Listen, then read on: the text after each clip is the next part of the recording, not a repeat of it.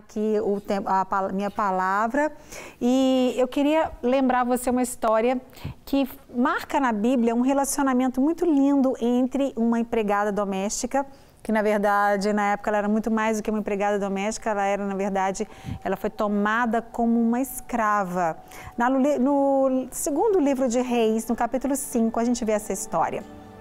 É uma história muito conhecida de quem já lê a Bíblia há um tempo, mas eu tenho que resumir muito rapidamente só nessa primeira parte para a gente destacar a importância do respeito de um relacionamento entre um patrão e um funcionário.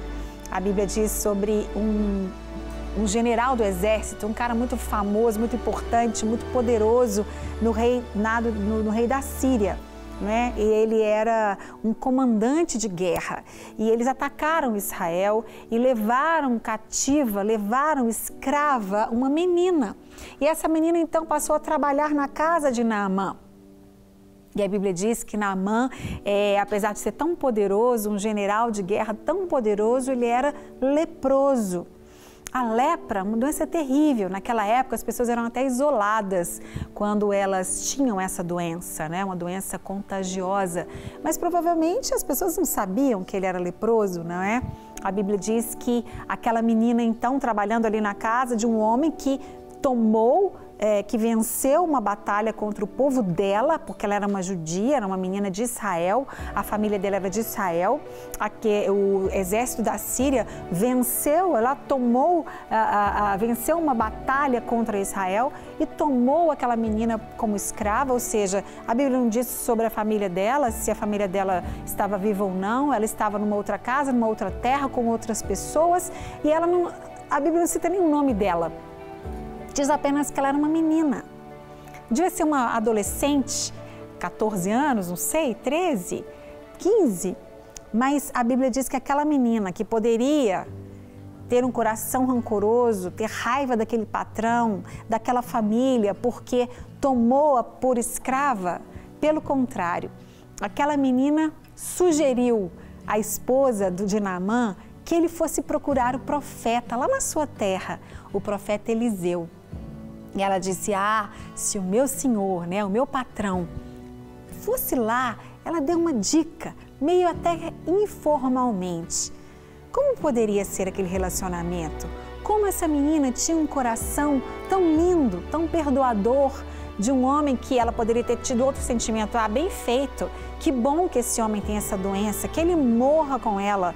Muitas pessoas têm um rancor, tem uma vingança dentro do seu coração. Muitas vezes trabalham numa casa, mesmo que o patrão não tenha feito nada com eles, eles têm algo que às vezes vem de outras coisas e transferem aquilo dentro de casa. Trabalham com raiva, com rancor, esperando uma oportunidade de se vingar.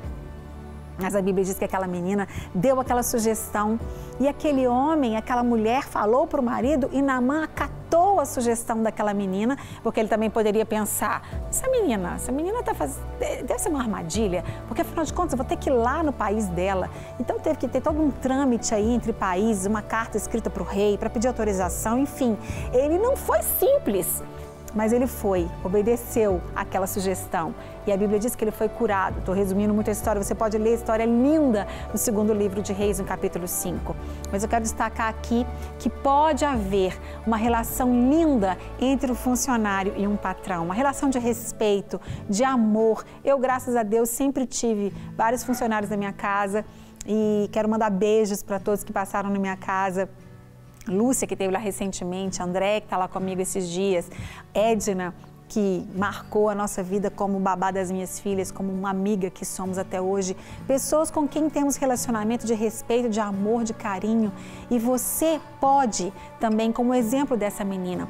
Romanos capítulo 12, a partir do versículo 14 até o 21, diz que nós temos que amar os nossos inimigos, que nós temos que perdoar, que nós temos que, se ele pedir se estiver com fome, a gente tem que dar comida para ele.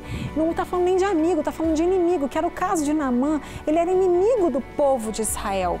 Mas então aquela menina, com todo o amor de Deus, sem saber sobre perdão, sem ler a palavra de Deus sobre perdão, ela tinha um coração em Deus, um coração perdoador, um coração abençoador.